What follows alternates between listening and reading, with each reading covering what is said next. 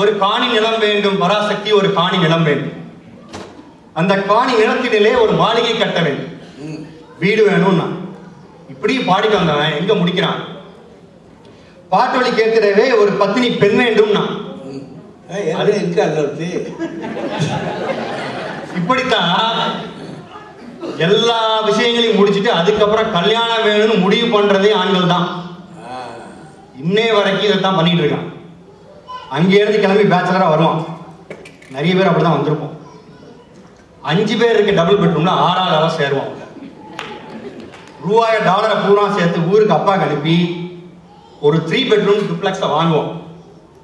வாங்கி முடிச்சுட்டு தான் பாரதி சொன்னவன் எல்லாத்தையும் பண்ணிட்டு தனக்கு ஒரு கல்யாணம் வேணும்னு நினைப்பான். அதோட விடுவானா? 1008 கண்டிஷன் போடுவோம். எனக்கு மாடர்னான பெண் வேண்டும். இங்க சம்மர் படுத்துற பாடு அதெல்லாம் பார்த்தப்பறம் அப்படிதான் கேட்க தோணும். படித்த பெண் வேண்டும், ஆனா வேலைக்கு போகக்கூடாது. வேலைக்கு போகக்கூடாது, ஆனா வேலைக்கு போக தயாரா இருக்கும். இதெல்லாம் 100 கண்டிஷன். ஐயா இப்ப அமெரிக்கால மாப்பிள்ள இருக்காங்கன்னா ஒரு வேணும் பொண்ணே கொடுக்க கிடையாது. அதான் உண்மை நிலவரம். இவ்வளவு கண்டிஷனையும் போட்டு ஒரு பொண்ணையும் பிடிச்சிருவோம். இந்த கல்யாணத்துக்கு அழகா சொன்னார் கமல், கல்யாண வீட்டை கட்டிப்பாரு, கல்யாணத்தை பண்ணிப்பாரு. இந்த கல்யாணத்துக்கு இவன் கொடுக்குற கெடு 3 வாரம். இதை சொல்லுவான், அப்பா எனக்கு 3 வாரம் தான் லீவ், வெக்கேஷன் கிடைச்சிருக்கு, ரொம்ப பிஸி ப்ராஜெக்ட். நான் இல்லைன்னா சேஸ்ல ப்ராஜெக்ட் சீஸ் ஆகும். இவன் ஒரு ப்ராஜெக்ட் இன்னொரு ப்ராஜெக்ட் நடுவில் பெஞ்சில் உட்காந்துருக்கு. இந்த கதை நமக்கு தான் தெரியும். இப்படி போனவன் அந்த 3 வாரம் கெடுப்பு ஸ்கெடியூல் கொடுப்பான். வாரம் 1 மாமனார் காசுல பூரா கல்யாண ஷாப்பிங் பண்றது. வாரம் 2 மேரேஜ் நடக்கும், ரிஜிஸ்டர் ஆஃபீஸ் கூட்டு போவான், விசா இன்டர்வியூமா. அந்த பொண்ணுக்கு ஒண்ணுமே புரியாது. வாரம் 3 ரொம்ப போய் சொல்லுவான் அந்த மனைவிட்ட, உங்க அப்பா தான் கட்டில் வாங்க போறதில்ல, கிரைண்டர் வாங்க போறதில்லையா, அந்த காசை வாங்கு அப்படின்னு சொல்லி வாங்கி அதுக்கும் ஷாப்பிங் பண்ணுவோம். இப்படியா எல்லா ஷாப்பிங் பண்ணி முடிச்சு பெட்டிய புறம் நினைப்பேன். இதெல்லாம் கூட பெரிய விஷயம் இல்லைங்க, இதை கூட பொறுத்துக்கலாம். அந்த தாய், இந்த பெண்ணினுடைய அம்மா தான் பொண்ணுக்கு பிடிக்குங்கிறதுக்காக ஒரு சின்ன எலுமிச்சங்காய் ஊறுகாய் பாட்டில கொண்டாடும் கையிலே போட்டு. அங்கேயும் நினைச்ச சாதிப்பான். அத்தை இப்பெல்லாம் ஒரு பெட்டி ஆக்கிட்டாங்க, வெயிட் ஏற்கனவே கூடி போச்சு, அதை மாமா கொடுங்க அப்படின்னு. 30 வருஷமா குடும்பம் தர்றாரு, எப்படி கவனிக்கணும் இவன் சொல்லி கொடுக்குறான். இப்படியா அந்த பொண்ணை கூட்டு வந்து இங்க இமிகிரேஷன் முடிச்சு கூட்டு வந்து அந்த பொண்ணு வரும்போது பெரிய பெரிய பில்டிங்கா இருக்கும், பெரிய பெரிய ரோடா இருக்கும். இதெல்லாம் பார்த்து நினைக்கும், ஆஹா என்ன ஒரு அருமையா இருக்கு. வீட்டை திறந்து பார்த்தா எம்டியா இருக்கும். ஏன்னா கல்யாணத்துக்கு போற முன்னாடி அப்பதான் ஒரு ரெண்டுக்கு ஒரு சொந்தமா அப்பார்ட்மெண்ட்டே எடுத்திருப்பான். அது மாதிரி ஒண்டிக்கிட்டே உட்காந்துருப்பான் எல்லாரும் இப்படி சேர்ந்து. இப்படிப்பட்ட இடத்துல இருந்து எப்படி நிரப்புவோம் அந்த வீட்டை? அங்கே இருந்து வாங்கின காசுல கொஞ்சம் டாலரை மாதிரி கொண்டாந்து இருப்பான் பாருங்க. அதே வச்சு வேல்யூ ஷீட்ல டீலை பார்த்து பர்னிச்சரை வாங்கி நிரப்பிடுவோம். அந்த பெண்ணுக்கு இங்க என்ன நடக்கிறது என்பதே புரியாம இந்த சுவிட்சை மேல போட்டா எரியுமா கீழே போட்டா எரியுமாங்கிற தெரியலையே பிரெக்னென்ட் ஆயிடும். உடனே இவன் ஆரம்பிப்பான் டெலிவரி நிலைமை. டார்லிங் டெலிவரிக்கு உங்க அம்மா அப்பா தான் கூப்பிடணும். அந்த பெண் நினைக்கும், ஆஹா நமக்கு என்ன ஒரு அன்பான கணவர். ஆனா அந்த அம்மா வந்த அப்புறம் தான் அந்த கூத்தே தெரியும். அந்த அம்மா வந்ததுல இருந்து கவனிக்கிற பூரா மாலை கிடையாது, மருமகன் தான். ஆபீஸ்க்கு போகும்போது காஃபி மக்கு அவனுக்கு, சூடான காஃபி, சூடான டிஃபன், சாயங்காலம் வந்தா பஜ்ஜி வச்சு. இப்படியா ஒரு மாப்பிள்ள பிராணமா இருக்கும். அந்த பொண்ணுக்கு ஒரு கட்டத்துல குழம்பிடுவான், ஏமா நீ எனக்கு அம்மாவா அவருக்கு அம்மாவா? ஆக அம்மாவையே மாமியார் நிலைமைக்கு சிந்திக்க வைக்கிறதுக்கு சாதனை படைத்தவன் தான் இந்த ஆண்கள். இவ்வளவு நடந்துட்டு இருக்கும். குழந்தை பெற்ற வீட்டுல பயங்கரமா பரபரப்பா இருக்கும்.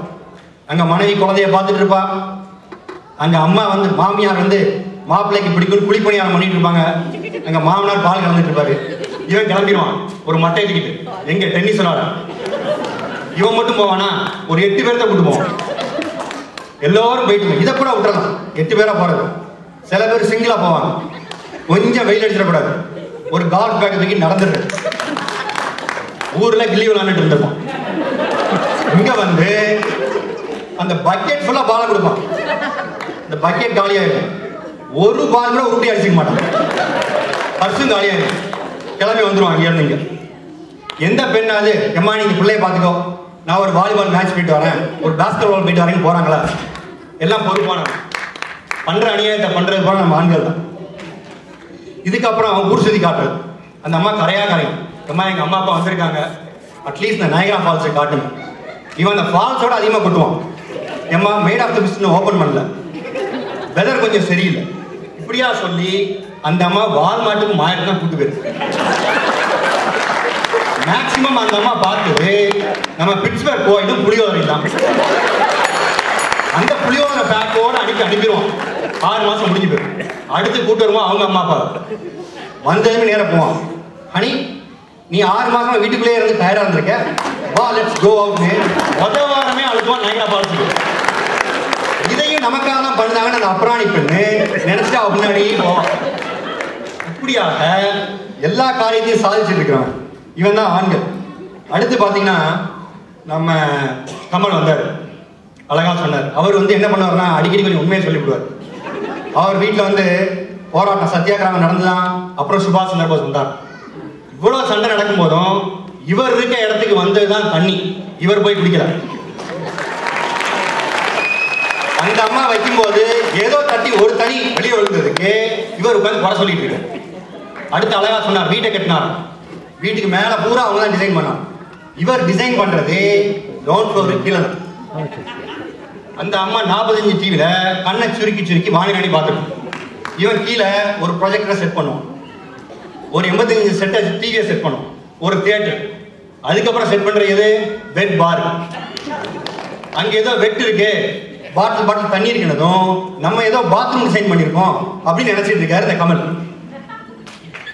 இந்த 4 பேர் சொன்னோம்ல, 8 பேர் சேர்ந்து 4 இடத்துக்கு போறது, அதுல ஒரு இடம் தான் இந்த பார். இங்கதான் வருவாங்க.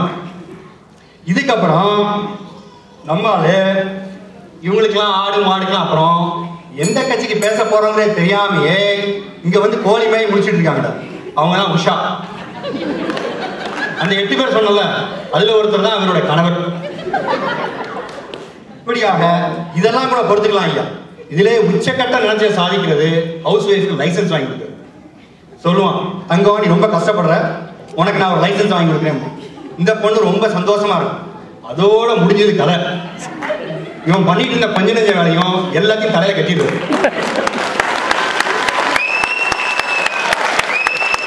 ஷாப்பிங்கை கூட்டு போறது, தமிழ் சேனல் தமிழ் பள்ளி கூட்டு போறது, குரோசரி ஷாப்பிங், இப்படியா எல்லா வேலையும் தலையில கட்டிடுவோம்.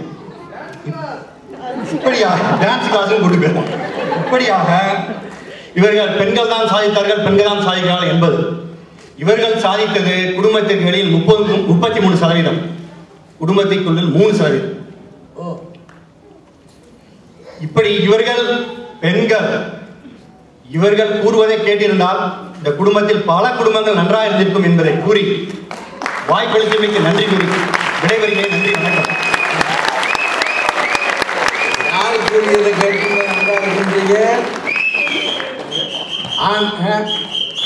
பெரிய சொல்றதை கேட்டுதான் நல்லா கண்டுட்டு இருக்கு. பெண்கள் கூறினதை கேட்டிருந்தா குடும்பம் நல்லா இருந்திருக்கும். ஆண்கள் அவங்க நினைச்சதை சாதிச்சு குடும்பத்தை கெடுத்துட்டாங்க, கெடுத்து போடுறாங்க.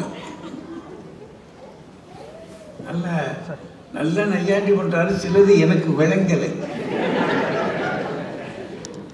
சில உண்மையை சொல்லணும்ல, இதை இங்க ஏதோ ஒண்ணு நடக்கும் போல இருக்காது.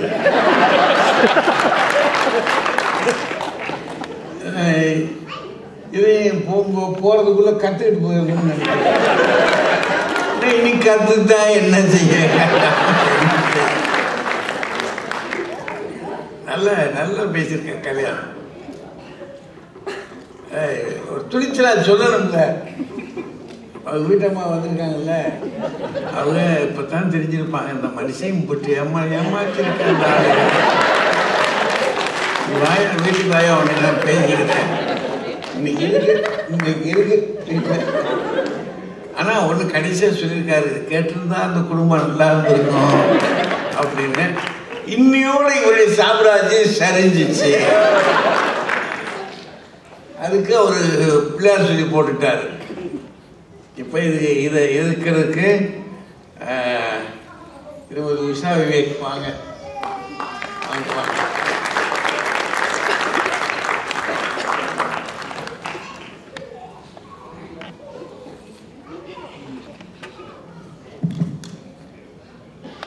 சபையினர் அனைவருக்கும் இங்கு பேரை போலவே கிங்காக அமர்ந்திருக்கும் எங்கள் நடுவர் ஐயா அவர்களுக்கும் என்னுடைய மாலை வணக்கங்கள்.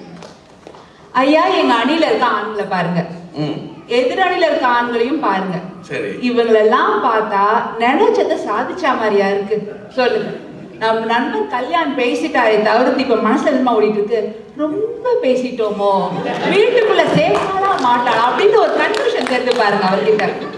அவர் சொன்னாங்க தெரியுமா, நான் நினைக்கிறதா எல்லான்ட்டு. என்ன விஷயம்னா, வீட்டுல இருக்க அழுக்கு துணியை நினைச்சு துவைக்கிறது அவர் வேலை. அதெல்லாம் அவர் பெருமையா நான் நினைக்கிறதா எல்லாம் அப்படின்னு சொல்லிட்டு இருக்காரு அவரு. கல்யாணத்துக்கு முன்ன வேணும்னா நீங்க சொல்ற மாதிரி பெண் வீட்டுல வந்து மாப்பிள்ளைங்க என்ன சொன்னாலும் சரின்னு ஒத்துப்பாங்கங்க. ஆனா கல்யாணத்துக்கு அப்புறம் ஒரு பெண் நினைக்கிறது தான், அதான் நாங்க விட்டு பிடிக்கிறதுன்னு சொல்றது. நாங்க இப்ப வந்து பாத்தீங்கன்னா, ஒரு பெண் திருமணமாகி வந்த உடனேவே அவங்க நினைக்கிற விஷயம் வந்து தனி கொடுத்துன போகணும்ட்டு. அங்க ஆரம்பிச்சு எப்ப பிள்ளைகள் வேணும், எத்தனை பிள்ளைகள் வேணும், எந்த உறவு வேணும், எந்த உறவு வேணான்னு